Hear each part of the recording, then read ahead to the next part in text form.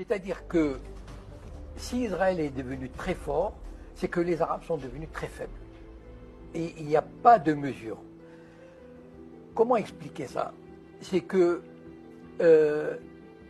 d'abord, il y a eu la destruction de pays comme l'Irak, la Libye. C'est un signe qu'on a envoyé aux Arabes, aux dirigeants arabes.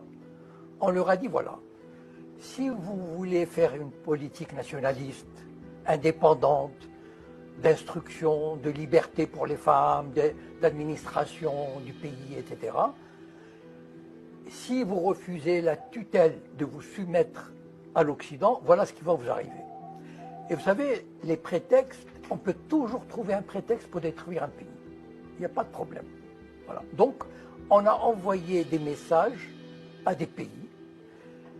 Il y a des pays comme le Maroc et l'Algérie, par exemple, on les menace avec le séparatisme. Ça veut dire qu'il y a le Mossad qui travaille dans les zones berbères, etc. Il y a l'Égypte qui est menacée d'asphyxie si elle ne collabore pas encore plus avec Israël. Donc en fait, il y a toutes sortes d'actions qui sont menées, qui sont, par exemple, les monarchies du Golfe, on peut leur dire, écoutez, si vous ne collaborez pas avec Israël, ben on va vous envoyer Daesh. Vous tenez à votre trône, vous tenez à vos privilèges, vous tenez aux richesses accumulées à New York, à Genève, à Paris. Collaborez. Sinon, on vous confisque vos biens et on vous envoie Daesh. Donc en fait, ils sont dans une position de faiblesse. Pourquoi? Parce que la plupart des gouvernements arabes, la plupart, ou presque tous, sont des castes qui n'ont aucune légitimité. C'est-à-dire, ce sont des groupes qui ont pris le pouvoir et qui se maintiennent au pouvoir avec des tas de privilèges. Tous les gouvernements arabes aujourd'hui, qui sont des castes, ont tout à perdre de résister.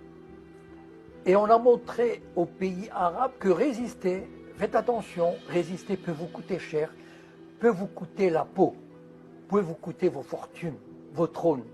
Donc, collaborer, et c'est ça qui a fait que les monarchies du Golfe, de toutes les façons, si on compare et d'abord, évidemment, Israël n'est pas seul dans cette histoire. Il y a l'Amérique derrière.